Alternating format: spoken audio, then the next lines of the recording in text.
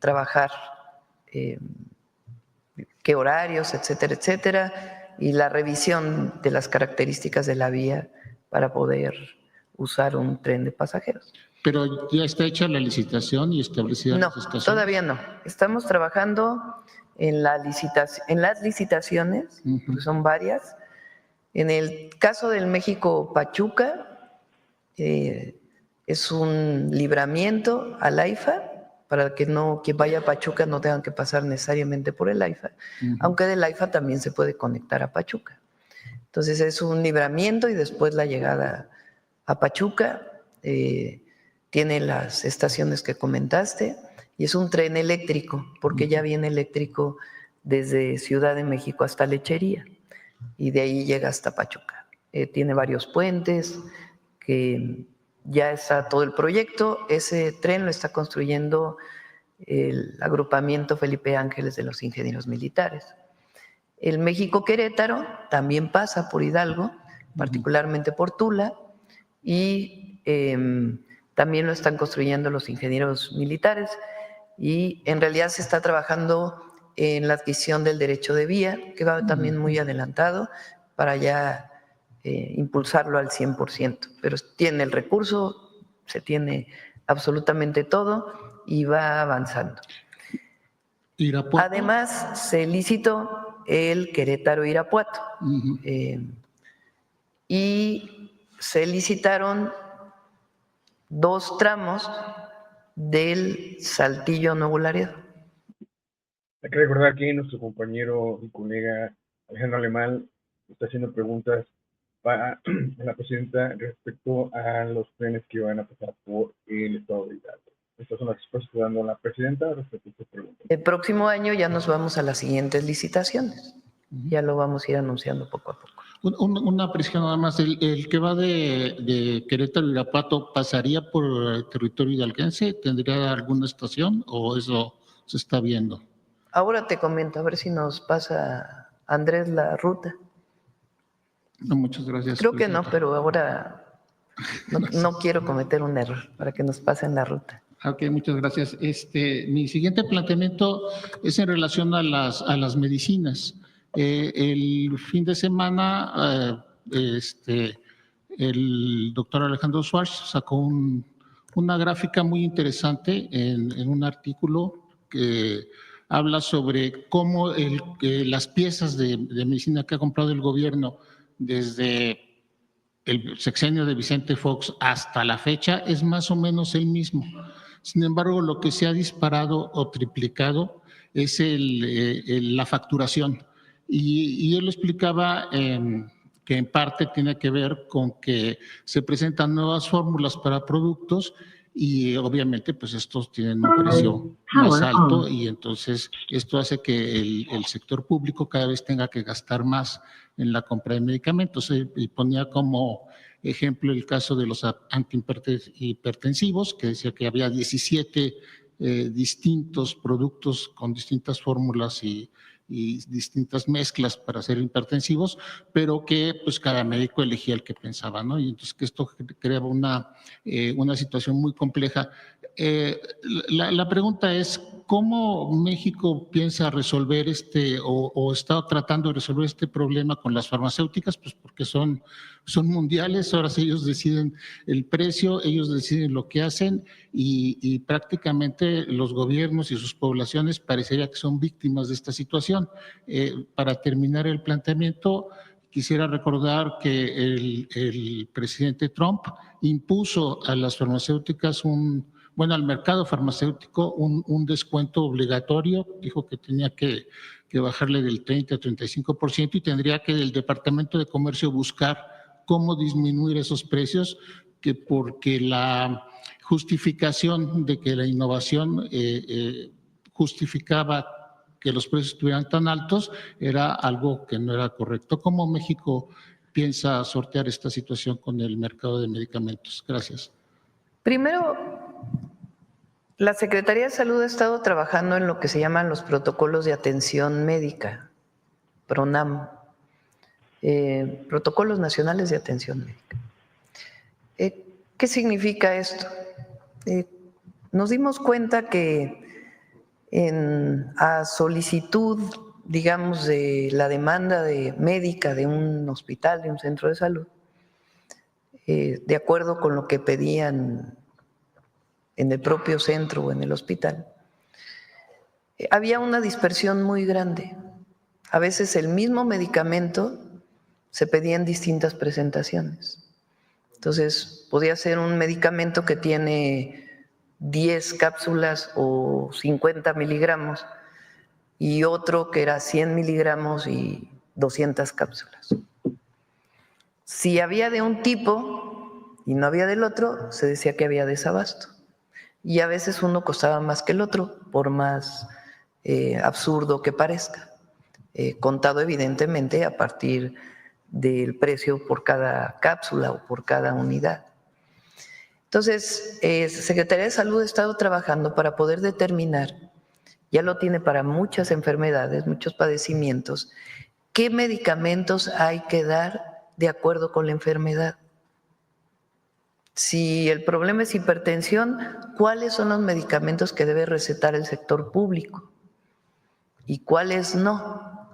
Porque a lo mejor hay medicamentos que cuestan 7 veces y que tienen el mismo resultado de un medicamento que ya se liberó la patente y que tiene un genérico.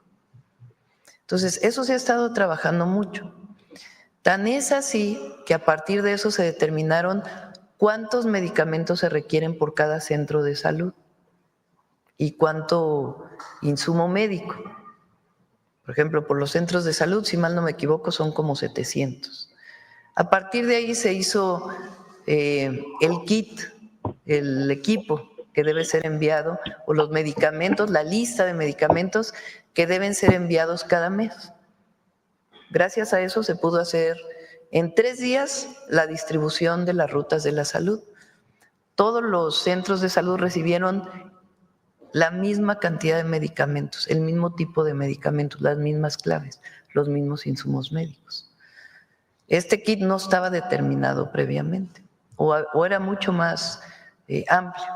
Y en el caso de los hospitales, igual, algún medicamento, por ejemplo, para las enfermedades más complejas como el cáncer, también se están determinando protocolos nacionales de atención médica.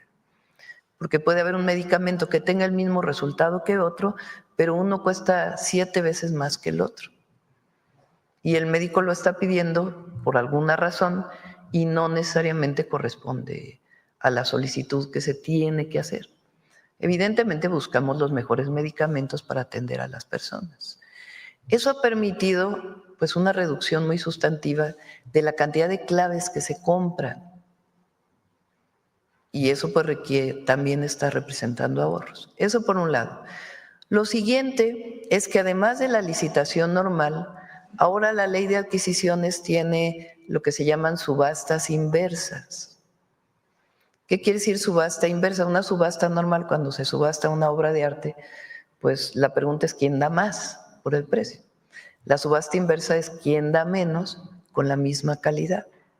Entonces se pone a competir a todas las empresas farmacéuticas que ofrecen un tipo de medicamento para ver quién da menos por ese medicamento. Eso permitió entre el año pasado y este año una disminución de alrededor de 25 mil millones de pesos, las subastas inversas. Y además podemos tomar en cuenta esto que mencionas, de buscar pues también generar, sobre todo para aquellos medicamentos de patente, porque donde es genérico disminuyen mucho los precios, donde ya se liberó la patente, pero los medicamentos de patente pues tienen precios muy altos en algunas ocasiones. Eso es lo que se está haciendo hasta ahora. Pero sí hay negociación con las farmacéuticas, hay todo el tiempo de esta voracidad que... Todo el tiempo, incluso cuando ahora que, por ejemplo, no se encontró con las licitaciones, con las subastas inversas, quedan 7 medicamentos que no se han podido asignar a una empresa y resulta que el precio es 7 veces lo que vendieron el año pasado. Pues ahí se pide a la farmacéutica que baje de precio. Entonces, es un proceso complejo, pero en este caso la secretaria de Anticorrupción y Buen Gobierno, junto con Salud, junto con Birmex, han estado trabajando a la par para poder lograr los mejores precios. Gracias. Y mi tercer planteamiento y último es en relación a la entrega del paquete económico. En lo relativo al presupuesto para relaciones exteriores, lo que se está previendo es que en Estados Unidos, con el presupuesto que ellos tienen de la Big Beautiful Bill, lo que va a aumentar es el número el dinero y el número de agentes de la patrulla fronteriza y de autoridades de migración para hacer este trabajo de acoso, porque no se le puede llamar de otra manera, o de reordenamiento migratorio.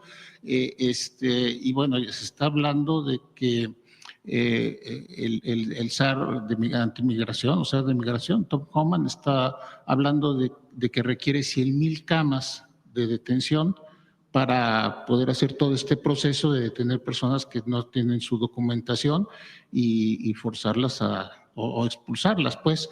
Entonces, eso implicará más gastos seguramente para relaciones exteriores. ¿Se está tomando en cuenta esto en el presupuesto? Sí, no va a faltar recurso para los consulados. Así hemos estado haciendo ahora. Si requiere más presupuesto, se envía más presupuesto a los consulados. No va a faltar recurso para poder apoyar a nuestros hermanos y hermanas migrantes. ¿Y cuánto se espera recabar del magno sorteo que va a ser precisamente para los migrantes? A ver si me recuerdan, Belmont, cuánto esperan recaudar. Creo que son 300 millones, ¿no? 340, algo así. Sí, bueno, aquí el asunto que hace ver la diferencia entre la protección consular y los repatriados es que las cifras de la Secretaría de Gobernación, que vela el tema de repatriados, están hablando de más de 80,000 repatriados, en tanto que las cifras de la Cancillería de a cuántos mexicanos se les ha prestado atención consular, en su última conferencia de prensa hablaron de 13,000, es decir, hay un diferencial muy grande entre personas que son repatriadas que no pasan por la protección consular. Y lo digo porque una persona que es repatriada es una persona que le quitan la vida, prácticamente su forma de vida. Regresa y... Todos los mexicanos y mexicanas que por alguna razón están siendo detenidos en Estados Unidos, algunos incluso con permisos que son detenidos, todos tienen derecho a la atención consular, todos. Hay algunos que la solicitan, hay algunos que no, y hay algunos que a lo mejor no tienen conocimiento. Para ello los consulados están haciendo una promoción dentro de los márgenes legales que se pueden en los Estados Unidos, informando del número de teléfono de los consulados. A ver si lo tienes por ahí, Belmont. Es un número al que pueden llamar 24 horas, 365 días, las 24 horas del día, 24/7 como se dice. La línea de apoyo está en Estados Unidos y también tiene un call center desde México que está apoyando, lo reforzamos. Y reforzamos también el portal de apoyo a nuestros connacionales allá para que tengan toda la información. Entonces, todos tienen derecho a solicitar.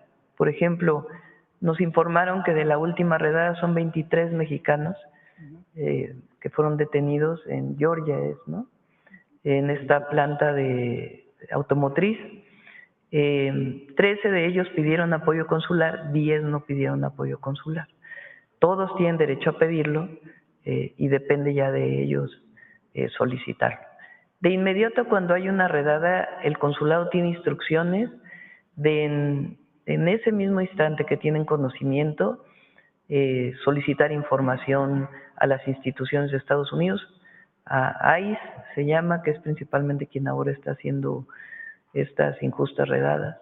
De inmediato se ponen en contacto con ellos para que pueda haber información. Desde aquí se solicita información a la Embajada de los Estados Unidos y se va a los distintos lugares de detención para poder tener comunicación directa con los familiares o con los detenidos.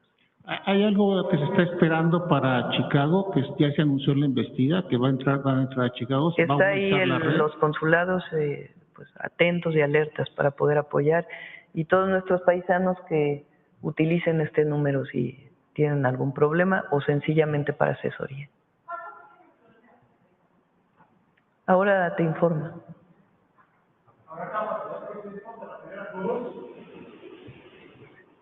$19 mexicanos y mexicanas todavía. Sí. Esas preguntas son muy interesantes porque tienen que ver con el tema de los migrantes, ¿no? Para todos nuestros amigos de Mexiamérica. Y ya me imagino que sería No, pero para eso, para no las les va a fianzas. faltar recursos, lo que se requiera. Sale el presupuesto y si se requiere más recursos para la contratación de agencias de abogados que ayuden a nuestros connacionales, existirá el recurso. No, en eso Bueno, no. la otra parte que es muy importante son las fianzas, aunque ahorita no están dando fianzas, sí son fianzas de $2,000, $3,000. Sí, también se apoya con distintas instituciones. Sí. Bueno, muchas gracias. Sí. Bueno, ¿quién más? A ver aquí, financiero. Gracias, doctor. Eduardo Ortega, del periódico El Financiero. Hoy se presenta el paquete económico 2026. Entonces, quiero preguntarle si en este paquete se va a mantener como objetivo principal la disciplina fiscal para el próximo año. Vamos a entregarlo hoy en la tarde. Mañana hay conferencia de prensa de la Secretaría de Hacienda y el miércoles vienen aquí para poder contestar sus preguntas. Ahí, yo he explicado aquí que este año y el próximo año tenemos varios vencimientos de Pemex, de deudas de Pemex. Una vez más voy a explicarlo. La deuda que adquirió el sexenio de Peña Nieto. Cuando se adquiere deuda, pues hay que pagarla. Y hay vencimientos que se renegocian en la medida de lo posible, se refinancian para no tener cargas muy altas cada año. Pero particularmente la carga de 2025 y de 2026 para pagar amortizaciones, intereses, etcétera, de Pemex, que está apoyando la Secretaría de Hacienda, son muy importantes. Como explicamos cuando se presentó el programa de Pemex, el objetivo es que en el 2027 ya no tengamos estas cargas y vamos a seguir renegociando esta deuda para poder apoyar las finanzas públicas. Pero esta deuda que pasó de $60,000 millones a $105,000 millones, tiene vencimientos muy importantes en el 25, o tuvo ya en el 25, todavía una parte falta, y en el 26. Y esa es una parte que estamos explicando en el presupuesto de estos años. Sí. Pero si nos permiten, pues ya que lo explique, evidentemente buscamos el menor déficit posible y la consolidación mayor en ese sentido, pero tenemos estos temas en el 25 y en el 26 que se están atendiendo. Hay una muy buena respuesta de las calificadoras a estos temas o a este tema en particular. Y ya lo explicaría mañana en conferencia de prensa con mayor detalle Secretaría de Hacienda, y el miércoles vienen aquí para, si todavía quedan algunas dudas, poderlas contestar. Claro. Doctora, usted había mencionado que al parecer va a ser acompañado este paquete con una reforma aduanera. Sí. Entonces yo lo que quiero preguntarle, ¿qué proyección tiene usted de aumentar la recaudación fiscal con esta reforma? Muy importante. Hay dos temas que nos van a ayudar mucho. Hay algunas modificaciones que estamos haciendo a la a no tributarios y a otros esquemas de lo que se llama la miscelánea fiscal, que ya vamos a informar. Y por otro lado, hay dos temas que nos van a ayudar con la recaudación el próximo año. Uno, varias modificaciones, algunas de ellas ya se hicieron y otras nuevas para disminuir todavía más la afectación por las facturas falsas que todavía siguen existiendo. y que estamos poniendo muchos candados del SAT para evitar que haya estas facturas falsas. Además de que ahora pues ya es delito grave la factura falsa, la facturación falsa. Y lo segundo son las aduanas. Estos dos acciones nos van a permitir todavía disminuir la evasión fiscal y vienen ya en el presupuesto y se presenta la ley de aduanas conjuntamente. ¿No se tiene una cifra estimada? Sí, pero ya quiero que lo diga la Secretaría de Hacienda mañana en su conferencia y el miércoles ya vendrían aquí para contestar alguna otra duda. Claro. Por otra parte, la semana pasada también usted mencionaba, doctora, que... Interesante todas estas preguntas referente al tema, en primera, y de recaudación de impuestos, pero que también tienen que ver con el tema de las fronteras, de las aduanas. Y bueno, la presidenta también respondió sobre el tema de la deuda que se tiene desde el tiempo de Peña Nieto, donde están, pues evidentemente, negociando que se haga una reducción al tema de estos pagos. Lo verán hoy, mañana en la conferencia y el miércoles lo explicamos. Vale. Garantía de todos los programas de bienestar, incluido el inicio de la beca para niños y niñas de primaria, como me comprometí. Todos los programas de bienestar están garantizados y también inversión pública. En ese sentido, doctora, ¿no existe preocupación en su gobierno que, no sé cuál es la expectativa de crecimiento que tengan, pero pues al parecer no es una gran expectativa de crecimiento de la economía? ¿No hay preocupación en su gobierno por mantener los programas sociales en el tiempo? O sea, que se puedan mantener. Los estamos garantizando. Hay garantía de los programas de bienestar. Ok. En otro tema, doctora, posteriormente a su informe, a su primer informe de gobierno, leí algunas notas que me llamaron la atención, que afirmaban que de acuerdo con el documento, su gobierno está explorando oportunidades de inversión con Cuba en el sector energético y minero. ¿Es así? No sé exactamente a qué se refiere esa parte del informe, habría que revisarlo, pero no. Es que hace referencia que algunos funcionarios de su gobierno visitaron Cuba en mayo pasado, en donde están explorando que haya inversión en el sector energético y minero. ¿Usted no lo tiene? No hemos hablado de eso. Ajá. No se tiene contemplado. No sé. Tenemos colaboración con Cuba, lo saben, en varios temas. Los médicos cubanos que siguen aquí, vamos a seguir. Es un convenio establecido, tiene todo en regla y vamos a seguir con eso. Hay varios medicamentos que también adquirimos de Cuba. Hay uno en especial que vamos a impulsar el próximo año, que es el pie diabético. Cuba tiene un medicamento y un esquema de atención para evitar amputaciones muy exitoso. Ya hay clínicas de pie diabético con esta metodología, esta técnica, estos medicamentos en algunos centros de salud ampliados del IMSS Bienestar, y es algo muy importante para el país porque se está incrementando el tema del pie diabético. Entonces, en particular en este tema vamos a tener mayor colaboración con Cuba porque es el único país que tiene este medicamento y que tiene muchísimos resultados. Claro. Con respecto al programa de los médicos, ¿cuánto se va a presupuestar para el siguiente año? Les informo posteriormente. Por otra parte, doctora, la semana pasada Federico Dorin... Y tiene que ver con esto, porque se ha dicho mucho de que por qué ella Cuba. Es de los pocos países que están dispuestos a enviar médicos a México. Recuerden que en México, porque no se sustituye a ningún médico mexicano, a ninguno. El problema es que México dejó de graduar médicos especialistas durante demasiados años. Esto es interesantísimo. Esto viene desde el tiempo del presidente Andrés Manuel López Obrador, de esta crítica que se hace al requerimiento de médicos cubanos, cuando en realidad no hay el suficiente personal y el que hay no quiere ir a esos lugares remotos donde se necesita. Y que la manera de tener médicos de excelencia era cerrar el ingreso. Lo mismo se hizo en las universidades. exámenes muy difíciles para que no pasaran. Y así íbamos a tener médicos de excelencia. Pues sí, el problema es que dejaron de graduarse médicos de excelencia.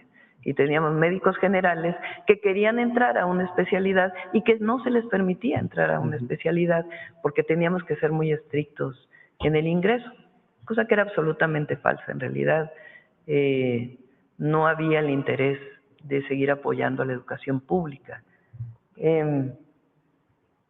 Fíjense, del 2012 al 2018, médicos especialistas graduados en el IMSS pasó de 3,008 a 3,740, es decir, 700 más. Del 2018 al 2025, más del doble, 7,427 graduados. Sencillamente por darle oportunidad a más graduados de medicina general que pudieran estudiar una especialidad y poderle dar la beca, que además es muy poca, para poder estudiar las especialidades. Entonces, esta situación hace que en muchos lugares no pueda haber médicos especialistas de las especialidades que se requieren. Entonces, por eso se contratan médicos de otros países del mundo y en particular Cuba, quien ha dicho yo puedo enviar médicos especialistas. Doctora, hay quienes dicen, digo, no lo digo yo, hay quienes dicen que esto es para financiar a la, abro comillas, dictadura cubana, cierro Pues comillas. sí, pues Eso no es así. Pueden decir lo que quieran, pero lo cierto es que están ayudando a los más pobres de nuestro país, que son médicos muy buenos, graduados y que están dispuestos a venir a México a los lugares más apartados, donde muchas veces médicos mexicanos tampoco quieren irse a la montaña de Guerrero o a otros lugares. Y nosotros tenemos la obligación de atender a todas y a todos y se requieren médicos especialistas. En el momento que haya más médicos especialistas, que ya no se requiera el apoyo de los médicos cubanos, pues a lo mejor ya no se contratarán. Y si hay de otras nacionalidades que también quieran venir, bienvenidos a atender a los lugares más apartados del país, en donde se requieren médicos especialistas. Hay, por ejemplo, en el hospital de Tlapa Guerrero, al que fuimos hace muy poco, que se inauguró, faltan médicos especialistas. Ahora estamos haciendo un programa especial para que puedan ir 3 veces a la semana, por ejemplo, 3 días a la semana, aunque no vayan toda la semana. Pero tenemos que garantizar que los hospitales funcionen al 100 con los médicos que se requieren. Ok. Por otro lado, doctora, la semana pasada el diputado del PAN, Federico Dorin, denunció ante la Fiscalía General de la República a Andrés Manuel López Beltrán por huachicol y otros delitos. Pura politiquería. Eso es lo que le quería preguntar. Pura politiquería. Esto pero no sería necesario que se investigara también. Bueno, pues eso lo verá la Fiscalía también, no nos corresponde a nosotros. Pero es pura politiquería de uno de los personajes conocidos por su corrupción. ¿Quién hace la denuncia? Usted mencionaba... Y un día les platico, porque yo fui jefa de gobierno. Les podemos platicar. Usted mencionaba que en el tema del huachicol iba... Híjole, la presidenta no se anda por las ramas, por pura politiquería, por no decir algo más fuerte, y decir que, bueno, ella sí tiene otros datos que después platicará cuando fue jefa de gobierno. Hizo la Fiscalía General con apoyo de la propia Secretaría de Marina, de la Secretaría de Seguridad y Protección Ciudadana, las investigaciones que se hicieron, pues lo muestran. Ahí donde hay involucramiento de un funcionario, cero impunidad. Nosotros dijimos cero impunidad a la corrupción. Y esta es una muestra de ello. Ahora, tiene que haber pruebas, porque es muy fácil acusar, pero construir una carpeta de investigación con las pruebas suficientes para demostrar que hay alguna persona involucrada, cualquiera, puede ser funcionario público o no, La detención de un presunto delincuente que no es en flagrancia requiere de una investigación muy profunda y de llevar pruebas. Coadyuva a las secretarías de seguridad con las fiscalías. Las fiscalías tienen la obligación de construir buenas carpetas de investigación para que un juez les otorgue una orden de aprehensión. Claro. Doctora, y en este caso su gobierno no está previendo aplicar ya lo que le llaman congelar cuentas a esta red de corrupción y que se aplique la extinción de dominio. Cuando es necesario, sí. La UIF hace su trabajo, la Fiscalía hace su trabajo, y ahí donde es necesario hacer extinción de dominio, lo que haga falta, bloqueo de cuentas, etcétera, se hace. Es parte de las investigaciones y de las tareas que tienen que hacerse. Claro. Pero depende de la Fiscalía cuando sea requerido por la investigación misma. Para congelar cuentas no es arbitrariamente, sino que tiene que ser por orden de la Fiscalía. ¿Cuándo llegará la paz a Sinaloa? Hay una disminución, va mañana va a ir el Gabinete de Seguridad a Culiacán. Hay un buen resultado en agosto, por supuesto se requiere más. Venía una disminución, después hubo un incremento en Sinaloa en los 4 meses anteriores y en agosto hay una reducción, hubo un reforzamiento y se va a seguir atendiendo, se va a seguir. ¿Qué le dice usted a la gente que marchó ayer? Que vamos a seguir trabajando, y que estamos trabajando. No pondré usted una fecha para acabar. Vamos a seguir trabajando. Ahí está el Gabinete de Seguridad. Cada 15 días hay elementos del Ejército, de la Guardia Nacional, de Marina, investigación, hay muchas detenciones y vamos a ir pacificando Sinaloa, derivado, como ustedes saben, de la detención de un delincuente que provocó el conflicto en este grupo delictivo. Muchas gracias, doctora. No lo dijo directamente, pero se refiere al mayo, sin duda se refirió al mayo. Ya lo vamos a presentar. La idea es el próximo año ir ampliando las clínicas de pie diabético en el país, en distintos lugares. Es muy importante, y es una técnica, una metodología y un medicamento o medicamentos que ha desarrollado Cuba que no tiene ningún otro país. Sí. Le decimos la próxima vez a Salud que puedan presentar esto, a Alejandro Schwartz. Bueno, vamos a ver por acá. A ver, aquí la compañera. Gracias, buenos días, presidente Eunice Cruz de NX Noticias. Pues preguntar cuál es el balance después del primer fin de semana de gira que estuvo. Muy bueno. Agradecer a todas y a todos. Estuvimos el viernes, fíjense que fuimos a varios estados gobernados por partidos que no son ni Morena, ni el Verde, ni el PT. Por el PRIAN y nos fue muy bien. Estuvimos en Guanajuato, estuvimos en Aguascalientes.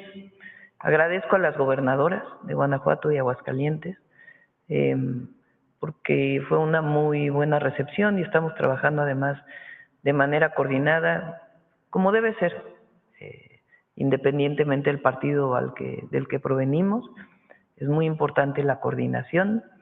Fueron muy buenos eventos. Después fuimos a Zacatecas. El primer día fue Guanajuato, Aguascalientes, Zacatecas. El siguiente día fue Durango, Sonora y Nuevo León. También Nuevo León, gobernado por Samuel García. También muy buena coordinación. La macroplaza llenísima, muy bonito. De ahí fuimos a Nuevo León, luego estuvimos en Coahuila, después en Tamaulipas y luego ayer en Veracruz. Es la macroplaza, luego A ver, ese es Tamaulipas.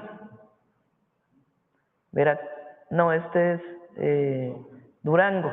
No, Coahuila. Este es Coahuila. Este es Veracruz, ahí en el estadio de béisbol. Zacatecas, es cuando íbamos llegando, que ya se oscureció, pero estaba llena la plaza también. Fueron, en total, este es Guanajuato, ¿no? Aguascalientes, no, es Guanajuato. Guanajuato. Presidenta, ¿y en total como cuántos? Fueron alrededor de 130,000 personas juntando todos los eventos. Y lo que hacemos es que pues damos un informe general, luego informamos de cuántas personas reciben los programas de bienestar, los nuevos programas de bienestar, los beneficiarios de Infonavit, de Foviste, cuántas viviendas vamos a construir en cada entidad y las obras que ya iniciaron o que vamos a iniciar en el próximo año en cada entidad de la República. Okay, gracias. Y en otro tema, pues varios deportistas recibieron sus medallas este fin de semana en sus disciplinas. Pues preguntar si tiene algún mensaje para ellos. Sí, muchas felicidades. También traes videíto, ¿verdad? A ver. Muchas felicidades a todos los tiro con arco.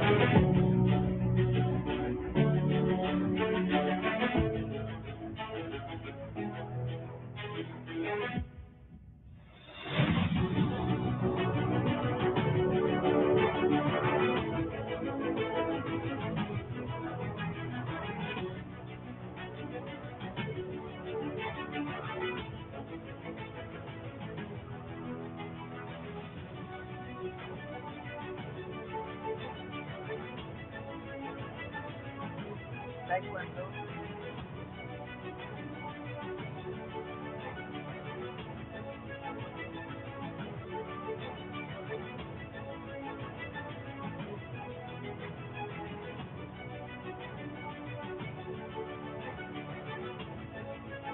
Judo también. 5 de oro, 3 de plata, 7 de bronce.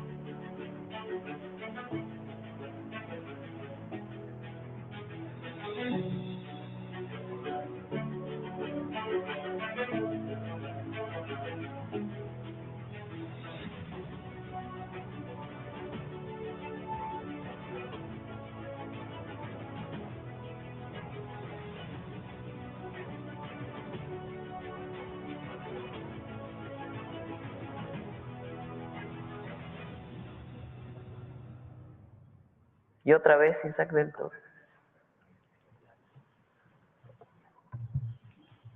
Gracias. ¿Quién más? Todavía. A ver acá.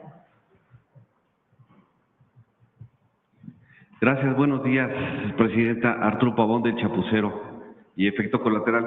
Preguntarle de Profeco si nos puede dar un panorama sobre si hay obligación de los padres de familia de la compra del uniforme. Lo comento porque pues nos han denunciado de una escuela de bachillerato tecnológico que está en Iztacalco, una escuela, un centro multimodal de actividades de ciencias del mar, donde pues ya les pasaron un volante para decirles que tienen que estar uniformados a partir del 17 de septiembre. Es un uniforme que nada tiene que ver con las actividades que son pues tecnológicas, pero son uniformes de gala, deportivos, que bueno, sí llevan deportes, pero están en un precio de 900 pesos el de deportes y el de gala también 900. Está en 1,800 y luego les dicen que por gestión de la misma dirección y los padres de familia lo dejan en una oferta de 1,300 pesos el paquete. Entonces, saber si es obligatorio. Y también les están pasando un papelito muy curioso, sin ninguna identificación, donde dicen que tienen que depositar ahí su inscripción, pero en bachillerato está prohibida la cuota de inscripción.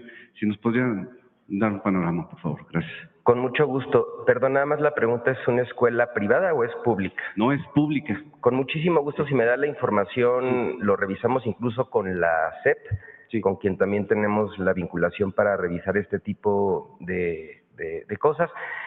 No hemos tenido quejas radicadas ni de incremento de precios. Sí vimos algunas notas, pero como lo informamos aquí y también ya dimos a conocer los resultados de todo el operativo que realizamos para el seguimiento tanto de comportamiento comercial como de quejas, en realidad no tenemos quejas radicadas sobre incrementos o sobre algún tema en particular sobre útiles y uniformes escolares. Solamente estuvimos recogiendo información de redes sociales y dándole respuesta a las personas consumidoras a través de esas mismas vías.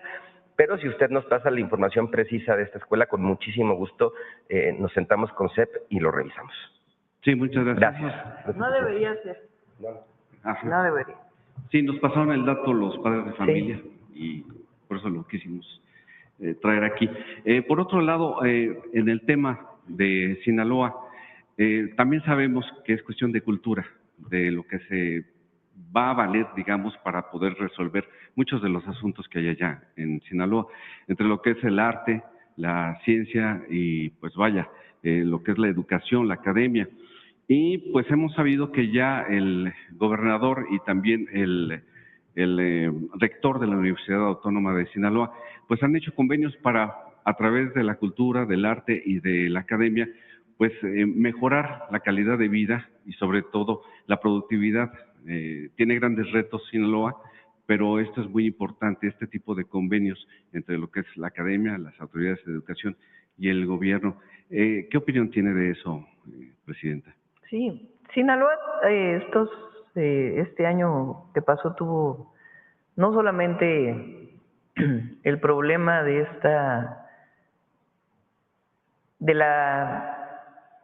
cómo la detención del Mayo Zambada generó la manera en que se hizo, generó esta disputa dentro de un grupo delictivo que ha llevado a estos niveles de violencia.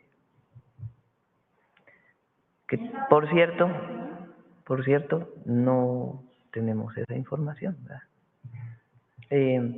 Sino que también vivió una sequía muy fuerte. De hecho, ahora ha estado lloviendo, pero no ha llegado a llenar las presas. Ustedes saben que Sinaloa pues es el estado que más maíz produce y muchos otros productos. Jitomate, pues ahora tenemos el problema de arancel que pusieron. Entonces ha tenido una diversidad de problemas que le han afectado. Ahora en seguridad se está trabajando para disminuir y evidentemente pues todo lo que se haga para atender las causas que generan la violencia pues es muy bueno. Y ahora pues la violencia pues es muy bueno. Y ahora pues por lo menos este año hay menos sequía y la producción va a ser mayor. Entonces, este año va a ser mejor que el último periodo del año del 2024, cuando inició este periodo de violencia y este problema de la sequía que han estado viviendo. Este convenio entre el rector Jesús Medueñas con el gobernador parece que va hacia buen puerto. Ojalá que tenga sí también el apoyo del gobierno federal. Y por otro lado, ya para finalizar, en cuestión del bienestar, nos reportan desde Guadalajara que tienen pocos cajeros y que pues la mayoría del tiempo están descompuestos o están fuera de servicio o en mantenimiento.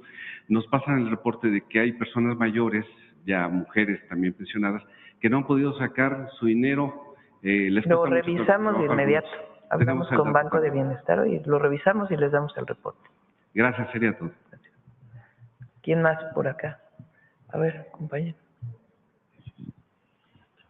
Atrás y luego adelante, si quieres. Gracias, presidenta. Buenos días. Mi nombre es Héctor Tlatepa, de Puntos Suspensivos Radio, Puntos Suspensivos Comunicación. Agradezco que me dé la palabra. No reprocho, pero llevaba un poquito más de 3 meses de no poder participar. Pero gracias. Señora presidenta, me permito dar voz al siguiente reporte ciudadano urgente desde el estado de Chihuahua, que clama por justicia, seguridad y atención del gobierno de México. Y la razón de traer este asunto, que en apariencia es local, hasta esta conferencia del pueblo es doble. Uno, porque la seguridad pública es un derecho humano fundamental reconocido por la Constitución y una obligación concurrente entre los 3 niveles de gobierno. Y dos, porque ya existe un patrón nacional documentado en otros estados, donde costosos sistemas de videovigilancia y supuestas certificaciones internacionales no se traducen en prevención ni sanción efectiva del delito, a pesar de recibir recursos federales o fondos con reglas de operación supervisadas por la Federación.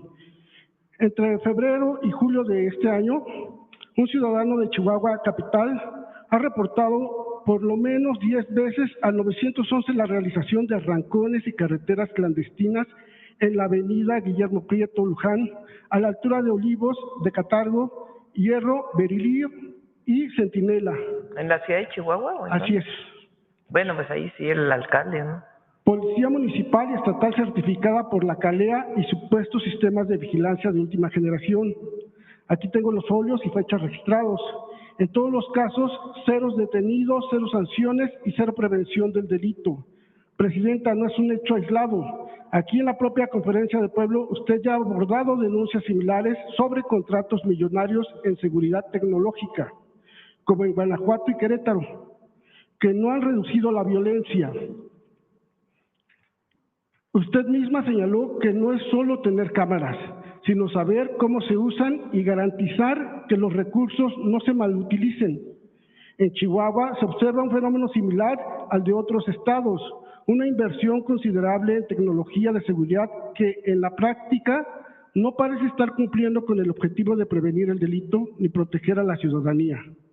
Consideramos importante traerlo a su atención porque si estos sistemas han contado parcial o totalmente con recursos federales, sería valioso que bajo su liderazgo se evaluara su efectividad y se asegurara que cada peso invertido cumpla su propósito esencial, cuidar la vida y la integridad de las personas. Por ello solicitamos que, de ser posible, la Secretaría de Seguridad y Protección Ciudadana y la Auditoría Superior de la Federación revisen si el escudo Centinela recibió recursos federales y, de ser así, evalúen su uso y resultados. También que se investigue la inacción reiterada de las autoridades municipales y estatales de Chihuahua frente a estos reportes documentados. Que se establezca un mecanismo federal de evaluación de impacto real de la tecnología de seguridad para que no sea un negocio de contratistas, sino una herramienta al servicio de la vida.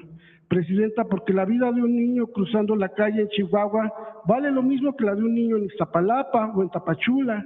Traemos este caso a su atención. La cuarta transformación, para ser verdadera, debe llegar a cada calle, a cada cámara, para que la justicia no dependa del código postal. Gracias, presidenta. Bueno, hay que decir también que hay responsabilidades, ¿no? Evidentemente uno tiene que atender todo y buscar gestionar y ayudar y coordinarse para que en todos los lugares de la República haya seguridad, paz y no haya esta situación. Pero hay alcaldes, hay gobernadoras, para atender también los temas.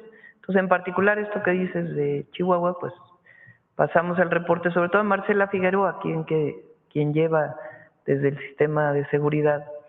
Ahora, uno de los acuerdos que tomamos en la reunión de seguridad con los gobernadores fue el establecer protocolos para los C5, C4, C3 que haya en los estados.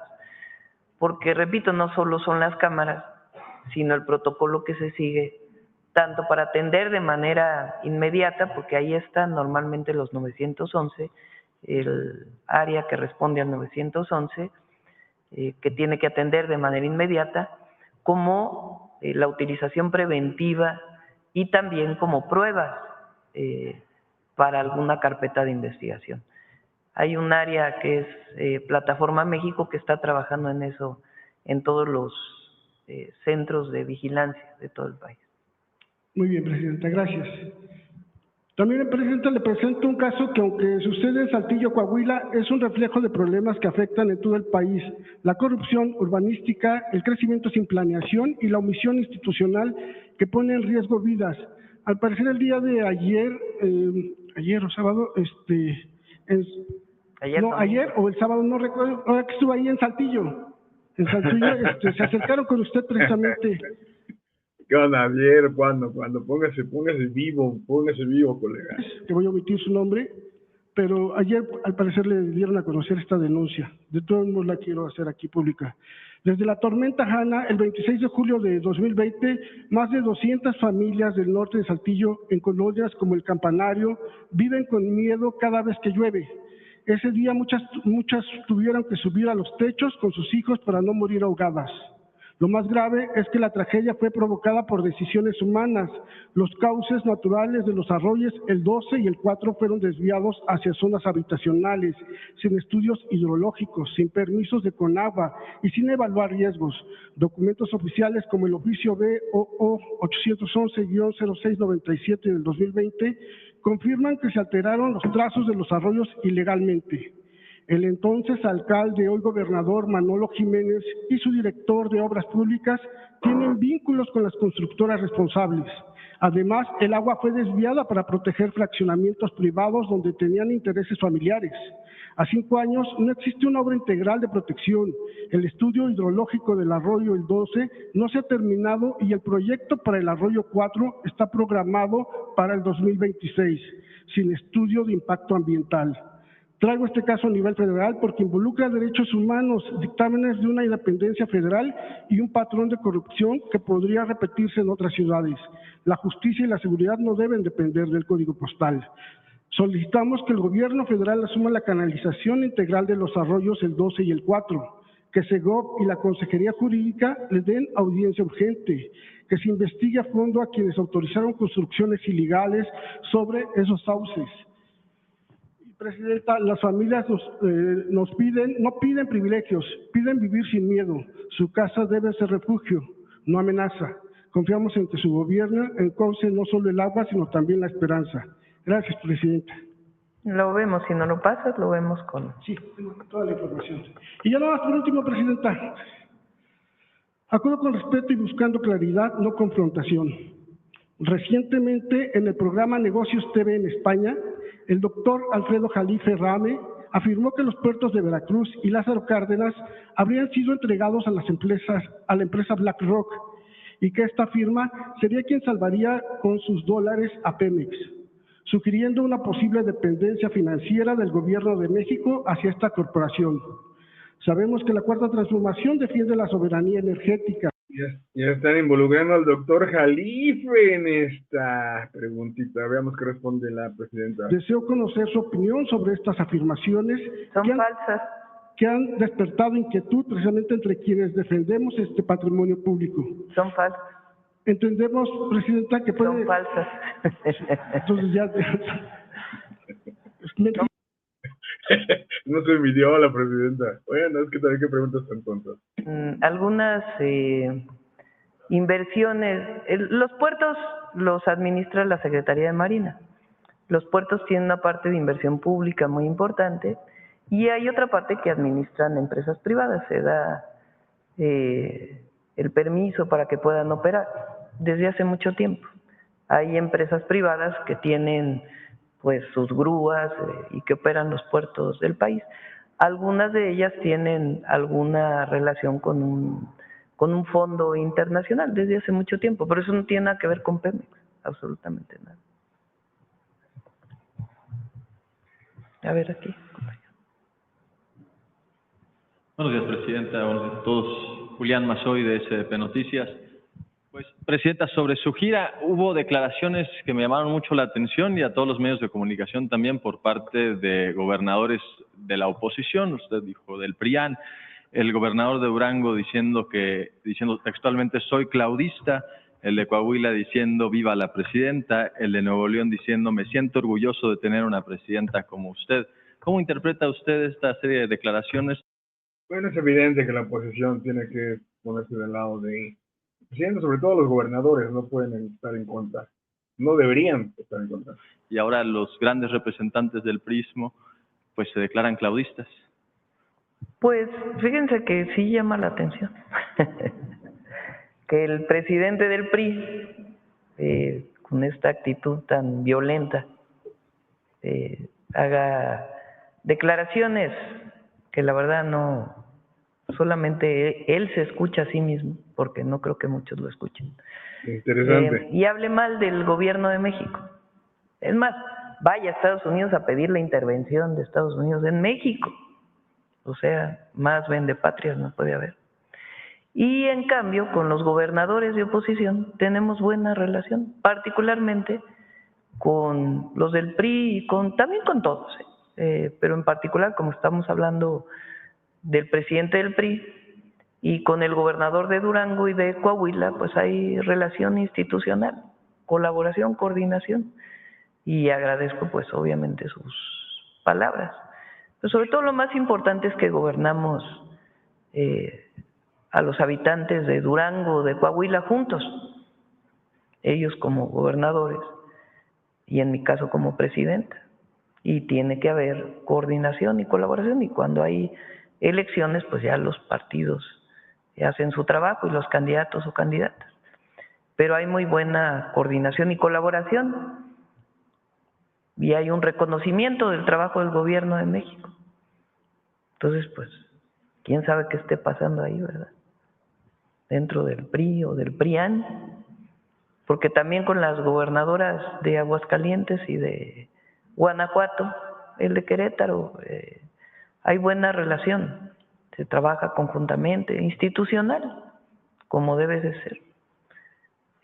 Pero pues, presidente del PAN, el mayor exponente del cártel inmobiliario, pues no habla bien del gobierno. Entonces, pues sí, llama la atención. En pocas palabras, los partidos del PRI y el PAN están tomados por un par de mafiosos. Los gobernadores, como debe ser, están en buena lid con la presidencia, con el gobierno federal, pero estos presidentes de partidos están de ridículos mafiosos. ¿Y el único que faltó de la región fue Chihuahua? ¿Hubo algún motivo en particular? No, vamos a regresar. Es el diseño de las giras, como lo hacemos, pero vamos a ir a las 32 entidades. Muy bien, Presidenta. Sobre el propio tema también de la misma gira que está usted encabezando, pues varios de los estados que visitó, estoy pensando particularmente en Nuevo León, uno de los estados más importantes en relación al PIB, por ejemplo, tienen elecciones en el 2027. ¿Usted con estas giras de alguna manera está retomando o haciendo valer el consejo de Andrés Manuel de tener contacto directo con el pueblo por parte de quienes gobiernan? ¿Hay algún consejo a los aspirantes de Nuevo León, por ejemplo? No, eso es otra cosa. Lo que sí es que todo aquel que se dedique a la política es con la gente, no en las cúpulas, sino con el pueblo. Eso es lo más importante. Y más si son de nuestro movimiento. Muy bien, Presidenta. También sobre otro estado que visitó usted, Sonora. En pocas palabras, la gente es la que te va a votar, deja de estar de ridículo queriendo hacer política de palanquismo. Eso ya no funciona. Los números son brutales, más de 515,000 becas que usted habla ahí en su discurso, un montón de ellas a primaria, secundaria, universidad. Y esto contrasta con, pues, un poco volver a hacer la reflexión en torno a aquellos que hablan de que las becas debieran de ser meritocráticas y ser dadas a aquellos que se sacan mejores calificaciones o aquellos que las merecen, en lugar de ser concebidas como un derecho, Presidenta. Hay esta idea de que desde primaria, por supuesto que, a ver, todas las niñas y niños deben hacer su esfuerzo en la escuela. Hay una parte de esfuerzo individual que es fundamental. Y en la colectividad, el maestro, la maestra, pues tiene que promover que todos los estudiantes tengan el amor por el estudio y por todas las materias que se llevan en la escuela. Pero esta idea de que desde los primeros años hay que premiar al que tiene 9 y 10 de calificación con una beca, lo único que genera es mayor división. Los que tienen beca, los que no tienen beca. Los que tienen talento, los que no tienen talento. Y lo que deben buscar los gobiernos es la igualdad, la equidad. No se puede calificar igual a un niño o una niña que no llegó desayunado a la escuela que quien llegó desayunado a la escuela. a un niño o una niña que tiene problemas en su casa con quien no tiene problemas, a un niño o una niña que solamente está la madre, por ejemplo, cuidando, una madre soltera, como se llama, o madre trabajadora, que cuando los dos aportan económicamente o en términos del hogar. Entonces, nuestra visión es que todos deben tener lo mínimo indispensable para ir a la escuela.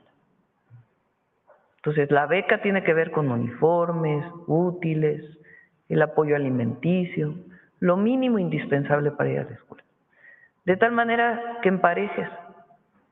Y ya de ahí, pues ya es el esfuerzo individual, el apoyo que se puede dar. Hay niños y niñas que les gustan más las matemáticas, que les gusta más la lectura, que les gusta más el deporte, eso es natural. Y cada uno tiene distintas preferencias. Pero es muy importante que todos lleguen parejo a la escuela, parejos a la escuela. Y por eso becamos a todas y a todos. Ese es el objetivo. Presidenta, me surge otra pregunta de seguimiento a la primera que hice, quizás si la debía haber hecho antes. Gobierna el PRI en Durango y en Coahuila, como usted lo dijo, pero viendo esas declaraciones de los gobernadores, ¿diría usted que gobierna la Cuarta Transformación a través de algún otro partido o no los identifica con la Cuarta Transformación? Cada uno tiene su visión. Nos coordinamos institucionalmente, pero cada uno tiene su visión. Y hay diferencias cuando gobierna un partido político de cuando gobierna otro. Tiene que haber buenos gobernantes en todos los casos, ¿verdad? Pero hay diferencias, hay visiones. Entonces, hay una visión que es de la Cuarta Transformación y visiones distintas. Pero hay coordinación institucional y el gobierno de la República busca apoyar a todos los habitantes de todas las entidades de la República. Evidentemente, pues en la coordinación con los gobernadores. Hacemos obras de agua, carreteras, trenes, y eso ayuda al desarrollo del Estado. Pero evidentemente, si vienes de uno o de otro partido político, pues tienes una visión distinta. Otra pregunta de un último tema, Presidenta, otro por completo. El Club América ha recientemente denunciado, quizás sutilmente, abusos de autoridad por parte del alcalde de la Benito Juárez, cuyo nombre no recuerdo y prefiero no acordarme, por motivos de que se inventa un pleito vecinal para no permitir el acceso de los aficionados que viajan de todos los estados de la República a un partido de fútbol la semana. No manches, neta, preguntas del América en la conferencia de la mañanera. Bueno, en fin, vamos a ver. Del alcalde. Pues sería bueno que se denunciara, ¿no? Si de veras hay un acto de corrupción o de intimidación, pues que se denuncie y que se investigue. Muchas gracias, Presidenta. Bueno, cerramos, 9:15, nos vamos temprano hoy. Humanismo mexicano. Ok, pues bueno. Buenos días, con su permiso, Presidenta.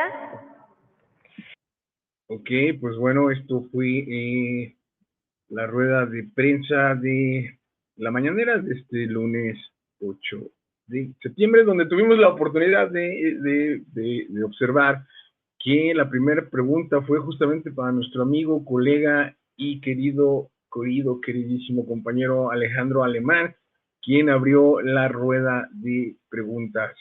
Inició esta rueda de preguntas con un tema relacionado con los trenes en Hidalgo, puesto que él es corresponsal de Plaza Juárez de Hidalgo y también él representa a Mexamérica, y las siguientes preguntas fueron relacionadas con el tema migratorio y de medicamentos. Ok, bueno, esta fue la presentación de la mañanera, sobre todo de la parte correspondiente a las preguntas de la prensa en la conferencia del pueblo, la conferencia mañanera del pueblo desde Palacio Nacional. Es un gusto estar con ustedes. Mi nombre es Cristian Sánchez Berrospe y los espero mañana por aquí en los canales de Mexamérica y de Noti Metrópoli. En nuestras redes sociales pueden también seguirnos y ahí estaremos. Muchas gracias y que todo salga perfecto para este día. Gracias. Nos vemos.